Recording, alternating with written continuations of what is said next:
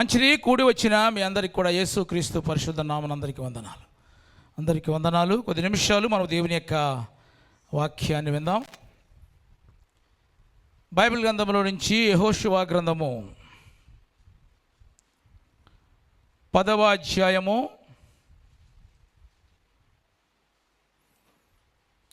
12వ వాక్య భాగాన్ని చదువుకుందాం. యెహోవా ఇశ్రాయేలు ఎదుట అమోరీయులను అప్పగించిన దినమున ఇశ్రాయేలీలను వినుచుండగా యెహోషువ యెహోవాకు ప్రార్థన చేసెను. సూర్యుడా నీవు గిబియోనులో నిలువుము, చంద్రుడా నీవు అయ్యలోను లోయలో నిలువుము. జనులు తమ శత్రువుల మీద పగ తీర్చుకొని వరకు సూర్యుడు నిలిచెను, చంద్రుడు ఆగెను. ప్రేమ కలిగిన తండ్రి, పరిశుద్ధుడైన దేవా, నీ ఘనమైన శ్రేష్టమైన నామానికి వందనాలు చెల్లిస్తూ మరొకసారి ప్రభా నీ పాద సన్నిధిలో ఉండే కృపను మాకు అనుగ్రహించినందుకు వందనాలు చెల్లిస్తున్నాం. కూడి వచ్చిన బిడ్డలందరినీ కూడా మీరు దీవించి ఆశీర్వదించి నీ స్వాధీనంలో ఉంచుకోమని ప్రార్థిస్తున్నాం. ఈ సమయంలోనైనా చదవబడిన వాక్య భాగం ద్వారా మాతో మీరు మాట్లాడండి. మమ్మల్ని అందరినీ కొన్ని ఆత్మస్వాధీనంలో ఉంచుకోమని ప్రార్థిస్తూ యేసు క్రీస్తు నామమున ప్రార్థించి స్తుతించి అడిగి వేడుకొనుచున్నాము తండ్రి, ఆమేన్. ప్రియమైన దేవుని బిడ్డలారా, ఈ చదువుకున్న వాక్య భాగాన్ని మనం గమనిస్తే గనక భక్తుడైన యెహోషువ ఇక్కడ ప్రార్థన చేసినట్లుగా చూస్తున్నాం. దేవుడు ఆ ప్రార్థన ఆలకించి ఆయన కోరినట్లే దేవుడు స్థిరపరిచాడు. హల్లెలూయా. ఈ యెహోషువ గ్రంథము ఆది కాండము నుంచి వ్రాయబడిన గ్రంథములన్నీ కూడా మనం చూసినట్లయితే గనక వ్యక్తి పేరు మీద వ్రాయబడిన మొదటి గ్రంథము యెహోషువ గ్రంథము. ఆమేన్, హల్లెలూయా. అయితే ఈ యెహోషువ గ్రంథం యొక్క ముఖ్య ఉద్దేశం ఏంటంటే గనక దేవుడు వాగ్దానము చేస్తే గనక ఎలాంటి క్లిష్ట పరిస్థితుల్లో కూడా ఆయన మనల్ని గమ్యానికి చేర్చగలడు. ఆయన వాగ్దానములు మరిచిపోయేవాడు కాదు. ఆయన అద్భుతములు చేయటానికి తన ప్రజలకు ఎప్పుడు కూడా సమీపముగా ఉండేవాడు అని చెప్పటానికే ఈ యొక్క యెహోషువ గ్రంథం రాయబడింది. ఆమేన్, హల్లెలూయా. అయితే ఇంతకీ యెహోషువ ఎవరు? నూనె కుమారుడు, మోషేకు పరిచారకుడు. మోషే తరువాత ఇశ్రాయేలుల ప్రజలను నాయకత్వం వహించి వాగ్దాన దేశమునకు నడిపించిన గొప్ప నాయకుడు యెహోషువ. ఆమేన్, హల్లెలూయా. ఈ యెహోషువ ఈరోజు ఇక్కడ మనం చదువుకున్న సందర్భంలో ఆయన ప్రార్థన చేస్తూ ఉన్నాడు. ఇశ్రాయేలులందరూ కూడా వినుచుండగా తమ జనులు శత్రువుల మీద పగ తీర్చుకునేంత వరకు సూర్యుడా నీవు గిబియోనులో నిలవాలి, చంద్రుడా నీవు అయ్యలోనులో నీవు ఆగిపోవాలని ప్రార్థన చేసినప్పుడు అతడు ప్రార్థన చేసినట్లుగా దేవుడు ఆ ప్రార్థనను ఆలకించి దానిని స్థిరపరిచాడు. ఆమేన్, హల్లెలూయా. యెహోషువ దేవునికి ప్రార్థన చేస్తే సూర్యుడు గిబియోనులో నిలిచిపోయాడంట. యెహోషువ ప్రార్థన చేస్తే చంద్రుడు అయ్యలోనులో నిలిచిపోయాడు. అంటే ఒక సామాన్యమైన మానవుడు ప్రార్థన చేస్తే సృష్టి క్రమాన్ని దేవుడు ఆపేశాడు. మనకు తెలిసిన విషయం ఏంటంటే కనుక భూమి తన చుట్టూ తాను తిరుగుతూ సూర్యుని చుట్టూ తిరుగుతుందని. కానీ ఇక్కడ ఒక వ్యక్తి ప్రార్థన చేస్తే ఒక్కరోజు శత్రువుల మీద పగ తీర్చుకునేంత వరకు దేవుడు సృష్టి క్రమాన్ని ఆపేశాడు. చప్పటి కూడా దేవుని స్తోత్రం చెప్దాం. తమ శత్రువుల మీద పగ తీర్చుకునేంత వరకు, మాకు జయం ఇచ్చి వచ్చేంత వరకు సూర్యుడు నువ్వు గిబియోనులో నిలవమనగానే సూర్యుడు గిబియోనులో నిలిచిపోయాడు, చంద్రుడు అయ్యలోను లోయలో ఆయన ఆగిపోయినట్లుగా మనం చూస్తున్నాం. అయితే నా ప్రియమైన దేవుని బిడ్డలారా, ఎందుకు ఇక్కడ సూర్యుడు గిబియోనులో ఎందుకు నిలిచాడు? అసలు గిబియోనులో ఉన్న ఆశీర్వాదాలేంటి? గిబియోనులో ఉన్న అనుభవాలేంటి? గిబియోను అంటే అర్థం ఏంటంటే కనుక ఎత్తైన స్థలము. అంటే సూర్యుడు ఎత్తైన స్థలములో నిలిచిపోయాడు, చంద్రుడు లోయలో నిలిచిపోయాడు. మన నీతి సూర్యుడు నిలిచే స్థలమే ఈ గిబియోను. చప్పట కొట్టి దేవుని స్తోత్రం చెప్తాం. హల్లెలూయా. ఈ ప్రకృతి సంబంధమైన సూర్యునికి మనము ఆరాధిస్తున్న నీతి సూర్యునికి చాలా వ్యత్యాసం ఉందండి. మనము ఆరాధిస్తున్న నీతి సూర్యుడి గురించి మాట్లాడుకుంటే కనుక చదవండి, తిమోతికి వ్రాసిన మొదటి పత్రిక 6వ అధ్యాయం 16వ వాక్యంలో చూస్తే గనక, సమీపింపరాని తేజస్సులు ఆయన మాత్రమే వసించుచు అమరత్వము గలవాడై ఉన్నాడు. మనుషులలో ఎవడును ఆయనను చూడలేదు, ఎవడును కూడా ఆయనను చూడనేరడు. ఆమేన్, హల్లెలూయా. ఆయన సమీపించరాని తేజస్సులో అమరత్వము కలిగిన వాడే ఉన్నాడు. ఆయన సమీపించడానికి, ఆయన దగ్గరకు ఎవరు వెళ్ళడానికి అవకాశమే లేదు. అంత తేజస్సు కలిగి ఉన్నాడు మనం ఆరాధిస్తున్న దేవుడు. అయితే నా ప్రియమైన దేవుని బిడ్డ, అంత తేజస్సు కలిగిన వాడు, సమీపింపరాని తేజస్సులో అమరత్వం కలిగి ఉన్న యేసయ్య, ఆ నీతి సూర్యుడైన యేసయ్య అంట మలాకీ గ్రంథంలో చెప్తాడు 4వ అధ్యాయం 2వ వాక్యంలో చూస్తే కనుక, ఆయన యందు ఎవరైతే భయభక్తులు కలిగి ఉంటారో వారి జీవితంలో నీతి సూర్యుడు ఉదయిస్తాడంట. ఆమేన్, హల్లెలూయా, హల్లెలూయా. కనుక నా ప్రియమైన దేవుని బిడ్డ, నీకు జయమిచ్చేంత వరకు ఆయన నిలిచి ఉంటాడు. నీ శత్రువుల మీద నీకు జయమిచ్చేంత వరకు నువ్వు ప్రార్థన చేస్తే కనుక ఆయన నిలిచి ఉంటాడంట. కనుక నా ప్రియమైన దేవుని బిడ్డ, ఈరోజు నీ మీద చెప్పాలనుకున్న మాట ఏంటంటే, ఒక సామాన్యమైన మానవుడు, మనలాంటి మానవుడే, మనలాంటి వ్యక్తే, ఇశ్రాయేలు ప్రజలందరూ కూడా వినుచుండగా శత్రువుల మీద విజయము సాధించేంత వరకు సూర్యుడాను గిబియోనులో నిలవమంటే, చంద్రుడాను అయలంలో ఆగిపోమంటే ఆగిపోయింది. ఆమేన్, హల్లెలూయా. కనుక ఆ గిబియోనులోనే సూర్యుడు ఎందుకు అక్కడ ఆగిపోయాడు? ఆ గిబియోనులో ఉన్న అనుభవాలేంటి? ఈరోజు మనము కొన్ని విషయాలు, ఆ గిబియోనులో ఉన్న అనుభవాలు మనము నేర్చుకుంటూ, ఆ అనుభవాలు మన జీవితంలోనికి వెళ్ళాలంటే గనక, ఆ అనుభవాలు మన జీవితంలోనికి మనము కలిగి ఉండాలంటే గనక, ఆ నీతి సూర్యుడైన యేసుక్రీస్తు మన జీవితంలో కూడా నిలిచి ఉండాలంటే గనక మనం ఏం చేయాలి? కొన్ని విషయాలు మన వాక్యంలోంచి మనం ధ్యానిద్దాం. చదవండి. మొట్టమొదటిగా దినవృత్తాంతముల 2వ గ్రంథము 1వ అధ్యాయము 4వ వాక్య భాగాన్ని చదువుకుందాం. సొలొమోనుతో కూడా కలిసి గిబియోను నందుండు బలిపీఠమునొద్దకు పోయిర్రి. ఆమేన్, హల్లెలూయా. ఇక్కడ మీరు గమనించండి ప్రియమైన దేవుని బిడ్డరా, గిబియోను ఎత్తైన ప్రాంతం మాత్రమే కాదంట, గిబియోను కొండ ప్రాంతం మాత్రమే కాదంట, గిబియోన్ అంట శ్రేష్టమైన ప్రాంతం మాత్రమే కాదు, ఇందులోనంట ఒక బలిపీఠము ఉంది. ఆమేన్, హల్లెలూయా. ఈ బలిపీఠము ఎలాంటిదంటే శ్రేష్టమైన బలిపీఠము. ఆమేన్, హల్లెలూయా. బలిపీఠం అంటే ప్రార్థనా జీవితం ఉన్నదే. కాబట్టి ప్రియమైన దేవుని బిడ్డల, బలిపీఠము కట్టే అనుభవము ఎప్పుడు ప్రారంభమైందంటే కానీ నోవాహు కాలంలో ప్రారంభమైంది.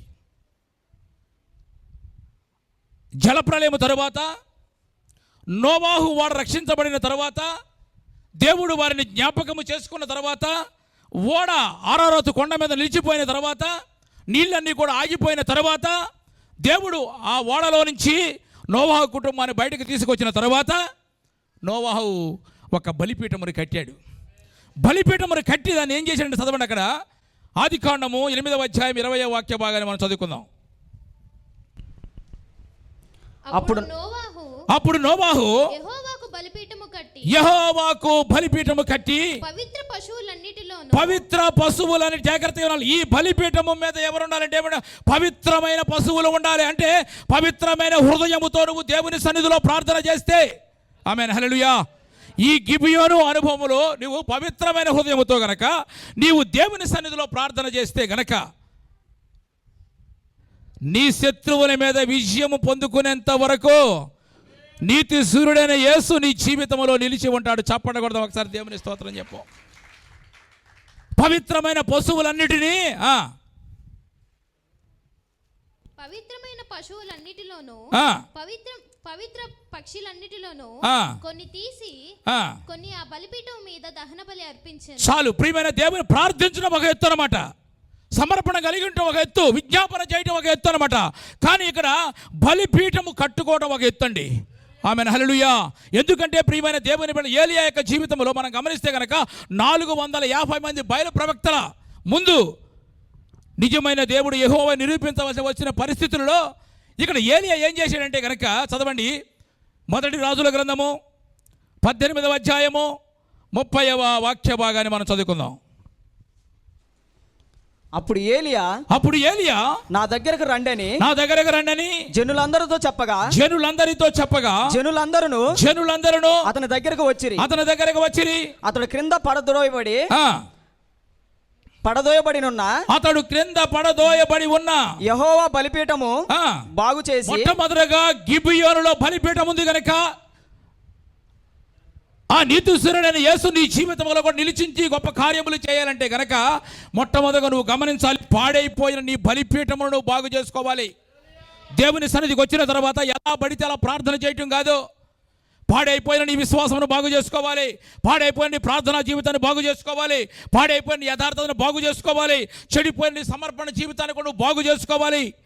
మొట్టమొదటిగా అక్కడ చేసిన పని ఏంటంటే కనుక అతడు క్రింద పడదోయబడి ఉన్న యెహోవాకు బలిపీఠమును బాగు చేసి చదువు.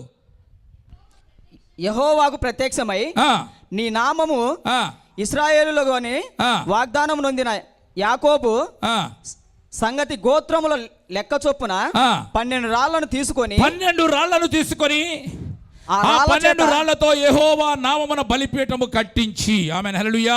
పాడైపోయిన నీ బలిపీఠమును సరి చేసుకోవాలి.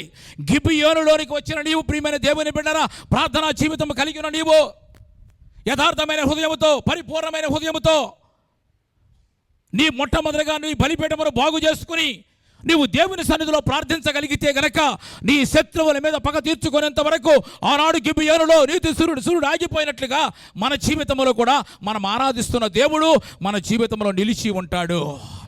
ఆమెన్, హల్లెలూయా. నాకు ఒక బలిపీఠము కావాలి అన్న వాళ్ళు దేవుని స్తోత్రం చెప్పండి. నా బిడ్డలకు ఒక బలిపీఠము కావాలి, నా భర్తకు ఒక బలిపీఠము కావాలి, నా కుటుంబానికి బలిపీఠము కావాలి అని నువ్వు బలిపీఠము కట్టగలిగితే గనక ఆ బలిపీఠము దగ్గరికి ఆ నీతిస్తున్న యేసు వచ్చి నీ జీవితంలో కార్యములు చేస్తాడు. ఆమెన్, హల్లెలూయా, హల్లెలూయా. కాబట్టి నీ బలిపీఠము కడితే నీ కొరకు అగ్ని దిగి వస్తుంది. బలిపీఠము కడితే నీ కొరకు అద్భుతములు చేయడానికి దేవుడు సిద్ధంగా ఉన్నాడు. ఆమెన్, హల్లెలూయా. కాబట్టి గిబియోనులో బలిపీఠం ఉంది, అందువలన అక్కడ సూర్యుడు అక్కడ నిలిచాడు. నీవు కూడా ఆ బలిపీఠము కట్టగలిగితే గనక నీ హృదయమును సరి చేసుకుని, పాడైపోయిన నీ హృదయమును సరి చేసుకుని నీ బలిపీఠమును కట్టగలిగితే గనక నీతి సూర్యుడైన యేసు నీ జీవితంలో నిలిచి నీ కొరకు గొప్ప కార్యములు చేస్తాడు. ఆమేన్, హల్లెలూయా. అందుకు అక్కడ యెహోషువ ప్రార్థన చేస్తున్నాడు, ఇశ్రాయేలు ప్రజలందరూ విరుచుండగా శత్రువుల మీద నేను పగ తీర్చుకునేంత వరకు సూర్యుడా నీవు గిబియోనులో నిలువు. ఆమేన్, హల్లెలూయా. గిబియోనులో మొట్టమొదటిగా ఏముందండి? బలిపీఠము ఉంది. ఆమేన్, చెప్పాలి గట్టిగా, హల్లెలూయా, హల్లెలూయా. అక్కడ ప్రార్థనా జీవితం ఉంది. నీవు పరిశుద్ధమైన హృదయముతో ప్రార్థన చేస్తే, నీ హృదయాన్ని సరి చేసుకుని ప్రార్థన చేస్తే కనుక ఖచ్చితంగా నీతి సూర్యుడైన యేసు నీ జీవితంలో నిలిచి కార్యములు చేస్తాడు. రెండవదిగా చదవండి, రాజుల మొదటి గ్రంథము 9వ అధ్యాయం 2వ వాక్య భాగాన్ని మనం చదువుకుందాం.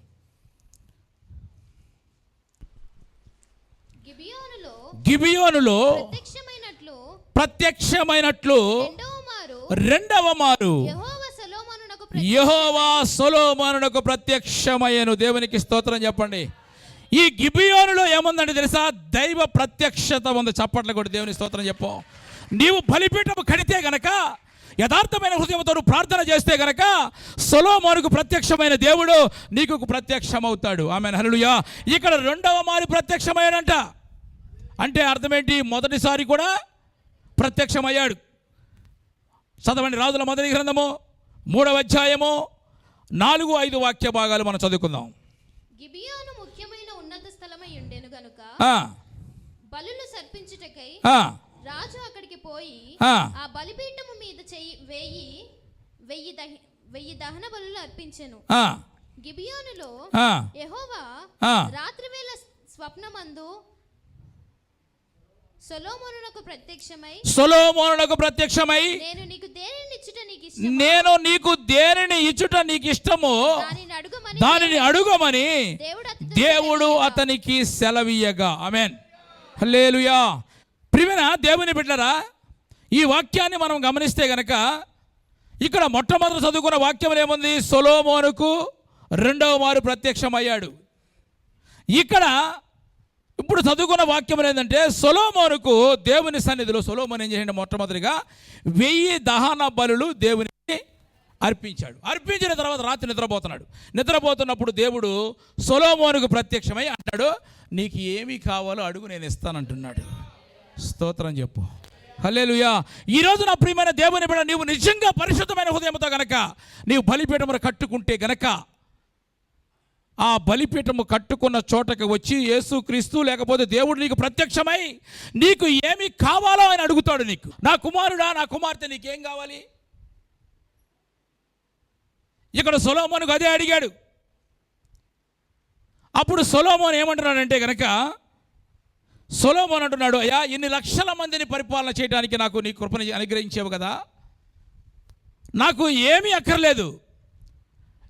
ఇన్ని లక్షల మందిని పరిపాలన చేయడానికి వివేకము కలిగిన ఆత్మను నాకు దయచేయమని సొలొమోను అడిగాడండి. ఆమేన్.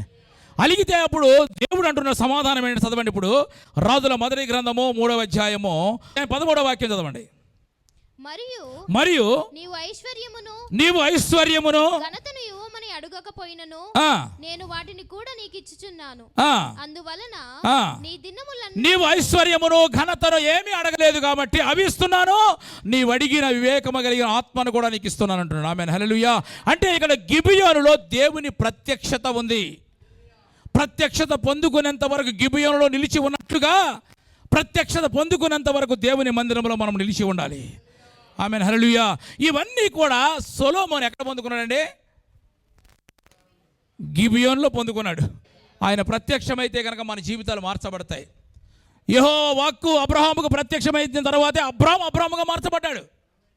అబ్రహాముతో అంటాడు దేవుడు, నీవు తూర్పుకి పడమరకి ఉత్తరమునకు దక్షిణము వ్యాపిస్తావని దేవుడు ప్రత్యక్షమై చెప్పాడు. దేవుడు ప్రత్యక్షమైన తర్వాతే అబ్రహాము యొక్క జీవితం మార్చబడింది. ఆమేన్, హల్లెలూయా. అయ్యే ప్రభువా, నీవు నాకు ప్రత్యక్షం అవ్వాలి అంటే గనక, దేవుడు మన జీవితంలో ప్రత్యక్షం అవ్వాలి అంటే గనక మొట్టమొదటిగా నీవు బలిపీఠమును కట్టాలి. ఆ బలిపీఠం ఎట్లా కట్టాలంటే, నీవు పాడైపోయిన నీ హృదయమును సరిచేసుకుని యథార్థమైన హృదయముతో గనక నువ్వు బలిపీఠము కట్టుకుంటే గనక అక్కడికంట దేవుడు వచ్చి నీకు ప్రత్యక్షమై నీకు ఏది కావాలో అది నీకు అనుగ్రహిస్తాడు. ఆమేన్, హల్లెలూయా. సౌలుకు దేవుడు ప్రత్యక్షమైన తరువాతే తన జీవితం మార్చబడింది. ఆమేన్, హల్లెలూయా. ఏలియాకు దేవుడు ప్రత్యక్షమై ధైర్యాన్నిచ్చి పంపించాడు. మోషేకు దేవుడు ప్రత్యక్షమై అధికారం అనే కర్రనిచ్చి పంపించాడు. ఆమేన్, హల్లెలూయా. కాబట్టి నా ప్రియమైన దేవుని సన్నిధిలో మనమందరం కూడా దేవుడు మన జీవితంలో నిలిచి ఉండాలి అంటే గనక మనము బలిపీఠమును సరిచేసుకుని, మన హృదయమును సరిచేసుకుని యథార్థమైన హృదయంతో మనం ప్రార్థన చేస్తూ ఉంటే గనక ఖచ్చితంగా దేవుని ప్రత్యక్షతను మనము చూడగలుగుతాం. దేవుని ప్రత్యక్షత నీకు కావాలి అంటే గనక నువ్వు బలిపీఠము కట్టే అనుభవంలోనికి నువ్వు రావాలి. ఈ అనుభవంలోనికి వచ్చిన తర్వాత సొలొమోను దేవుడికి ప్రత్యక్షత పొందుకున్న తర్వాత తన జీవితం మార్చబడింది. కొన్ని వందల కిలోమీటర్ల నుంచి రాజులు సైతం కూడా అతన్ని చూడటానికి వచ్చారు. కొన్ని కానుకలు తీసుకుని వచ్చారు అతని దగ్గరికి. సొలొమోను ఏ కత్తి పట్టలేదు, ఏ యుద్ధము కూడా చేయలేదు, శత్రువుల మీద పోరాడలేదు. ప్రతి విషయంలో కూడా దేవుని ప్రత్యక్షతను పొందుకుని అతడు అలా ముందుకు కొనసాగాడు. కాబట్టి నా ప్రియమైన దేవుని ప్రత్యక్షత కావాలి అనుకున్న ప్రతి ఒక్కరి కూడా మొట్టమొదటిగా బలిపీఠము కట్టాలి. బలిపీఠమును ఎలా కట్టాలి? యథార్థమైన హృదయంతో మనం కట్టాలి. అప్పుడే దేవుని ప్రత్యక్షత పొందుకుంటాం. దేవుని ప్రత్యక్షత ఎప్పుడు కలుగుతుంది? బలులు అర్పించిన తర్వాత ఇక్కడ సొలొమోనుకు ప్రత్యక్షత కలిగింది. ఆ ప్రత్యక్షత మనం పొందుకోవాలంటే గనక మనము నీవు అంటే దహన బలి అర్పించాడు. అక్కడ అంటే ఏదైనా మిగలవచ్చేమో, కానీ దహన బలి మాత్రము మిగలకూడదు. ఆపాద మస్తకము అది దేవునికి అంకితం అయిపోవాలి. అంటే సమర్పణ కలిగిన జీవితంతో గనక నువ్వు దేవుని అడిగితే గనక, దేవునికి సమర్పించుకోగలిగితే గనక ఖచ్చితంగా దేవుడు నీకు ప్రత్యక్షమై నీకు ఏది కావాలో అది దేవుడు నీకు అనుగ్రహిస్తాడు. ఆమేన్, హల్లెలూయా. కాబట్టి నా ప్రియమైన దేవుని బిడ్డారా, ఇక్కడ యెహోషువ దేవుని సన్నిధానములో ప్రార్థన చేస్తున్నాడు. సూర్యుడా నీవు గిబియోనులో నిలువు అనగా నిలిచిపోయాడు. ఒక రోజంతా కూడా నిలిచిపోయాడు. శత్రువుల మీద విజయం పొందుకునేంత వరకు సూర్యుడు నిలిచిపోయాడు. లోయలో చంద్రుడు ఆగిపోయాడు. ఈ గిబియోనులో బలిపీఠం ఉంది. ఆ బలిపీఠము కూడా నువ్వు కూడా కట్టుకోగలిగితే గనక, అది కూడా నువ్వు సరి చేసుకుని కట్టుకోగలిగితే గనక, యథార్థమైన హృదయంతో ప్రార్థన చేయగలిగితే గనక, ఆ నీతి సూర్యుడు కూడా నీ హృదయంలో నిలిచి ఉంటాడు. బలిపీఠము కట్టిన నీవు ఏం చేయాలంటే గనక, ఇప్పుడు నువ్వు దేవుని దైవ ప్రత్యక్షత పొందుకోవాలి అంటే గనక, నిన్ను నీవు దేవునికి సమర్పించుకుని నువ్వు బలులు అర్పించగలిగితే గనక, ప్రార్థించగలిగితే గనక, దేవుడు నీ జీవితంలో నీకు ప్రత్యక్షమై నీకు ఏది కావాలో అది దేవుడు నీకు అనుగ్రహిస్తాడు. ఆమేన్, హల్లెలూయా. మూడవది ఒక మాట చెప్పి చదవండి. దినవృత్తాంతముల 2వ గ్రంథము 1వ అధ్యాయము 2వ వాక్య భాగాన్ని చదువుకుందాం. యెహోవా సేవకుడైన మోషే అరణ్యమందు చేయించిన దేవుని సమాజపు గుడారము గిబియోనులో ఉన్నది. ఆమేన్, హల్లెలూయా. ఈ గిబియోనులో బలిపీఠం ఉందంట. ఈ గిబియోనులో దైవ ప్రత్యక్షత ఉందంట. ఈ గిబియోనులో ఏముందంటే దేవుని గుడారం ఉంది. ఆమేన్, హల్లెలూయా. ఆయనకి ఇష్టమైన గుడారం ఉందంట. ఆయన చేయించుకున్న, మోషే ద్వారా చేయించుకున్న గుడారము ఎక్కడుందంట? గిబియోనులో ఉంది. ఆమేన్, హల్లెలూయా. అందుకని నీతి సూర్యుడు అక్కడ నిలిచిపోయాడు. నీ జీవితంలో కూడా నీతి సూర్యుడు నిలబడి కార్యాలు చేయాలంటే గనక, నీ ప్రార్థన ఆలకించాలంటే గనక, నీ అడిగినది కూడా ఇవ్వాలి అంటే కనుక, ప్రియమైన దేవుని బిడ్డరా, ఈ గుడారం అనేది దేనికి సాదృశ్యంగా ఉందంటే మన యొక్క జీవితానికి సాదృశ్యంగా ఉంది. ఆయనకి ఇష్టమైన వారిగా మనం జీవిస్తూ ఉంటే గనక ఖచ్చితంగా మన కొరకు అక్కడే నిలిచిపోతాడు యేసయ్య.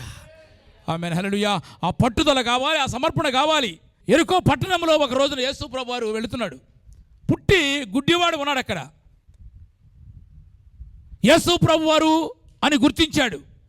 దావీదు కుమారుడా నన్ను కరుణించమని కేకలు వేశాడు. కానీ అందరూ ఆటంకపరిచారు. మరలా గట్టిగా దావీదు కుమారుడా నన్ను కరుణించమని గట్టిగా కేకలు వేశాడు. అప్పుడు యేసు ప్రభువు ఏం చేశాడు? ఆయన కొరకు నిలిచిపోయాడు. చప్పటి కూడా దేవుని స్తోత్రం చెప్పు. ఆయన నిలిచిపోతాడు నీ కొరకు. నువ్వు యథార్థమైన హృదయంతో ప్రార్థన చేస్తే, సమర్పణ కలిగిన హృదయంతో నువ్వు ప్రార్థన చేస్తే కనుక, నీవు మంచి సాక్ష్యము కలిగి ఆయనకు సమర్పించుకుంటే కనుక ఖచ్చితంగా నీ ప్రార్థన దాటి వెళ్ళిపోయేవాడు కాదండి ఆయన. నీకు ఏమి కావాలి అని అడుగుతాడు. అడిగినప్పుడు ఏం చెప్తావు? సొలొమోను ఏమడిగాడు? మనమైతే ఏమడుగుతాం? ఆగాగు, మా ఇంటి పక్కన అడిగొస్తాను, మా ఆయన్ని అడిగొస్తాను. స్తోత్రం. ఆయన ఏమడగల? ఇన్ని లక్షల మందిని పరిపాలన చేయడానికి నాకు ఇంత గొప్ప కృపను అనుగ్రహించావు కదా, కాబట్టి నాకు వివేకము కలిగిన ఆత్మను, జ్ఞాన హృదయమును దయచేయమని అడిగితే కనుక ఆయన అంటున్నాడు, నువ్వు ధనం అడగలేదు, ఐశ్వర్యం అడగలేదు, ఘనత అడగలేదు, కాబట్టి నువ్వు అడిగిన దానితో పాటు ఇది కూడా ఇస్తానని దేవుడు అనుగ్రహించాడు. ఆమేన్, హల్లెలూయా.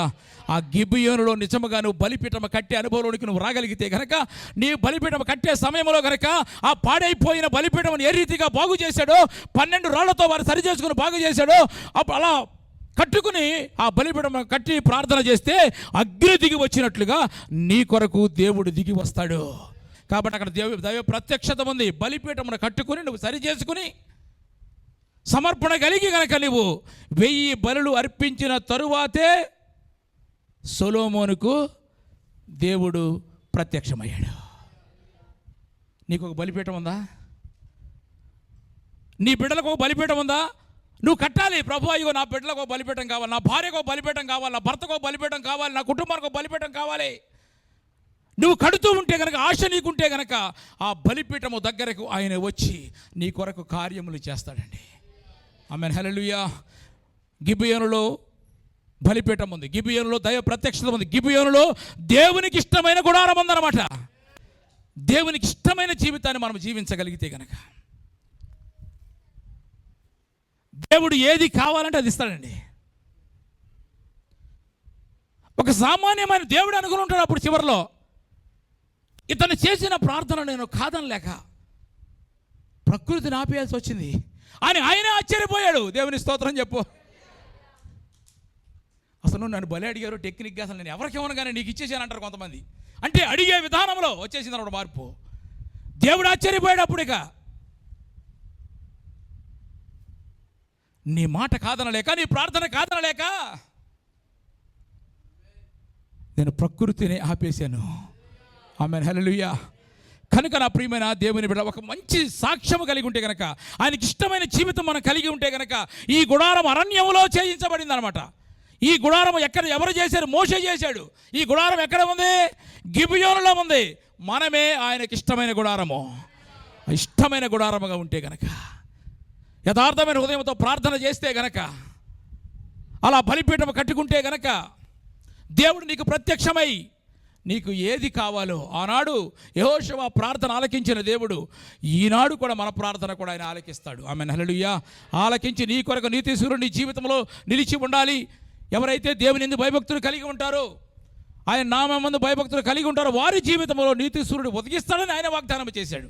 కాబట్టి మన జీవితంలో నీతిశూరుడు నిలబడి మన జీవితంలో బలమైన కార్యాలు చేయాలంటే గనక, మనం పాడైపోయిన మన యొక్క హృదయాన్ని మనం సరిచేసుకుని సమర్పణ కలిగిన హృదయముతో ఆయనకి ఇష్టమైన జీవితాన్ని మనం జీవించగలిగితే గనక, దేవుడు కూడా శత్రువుల మీద మనకు విజయాన్ని అనుగ్రహిస్తాడు. మన జీవితంలో గొప్ప కార్యములు చేస్తాడు. అట్టి కృప దేవుడు మనందరికీ అనుగ్రహించును గాక. ఆమేన్. తల్ల వంచండి, ప్రార్థన చేసుకుందాం.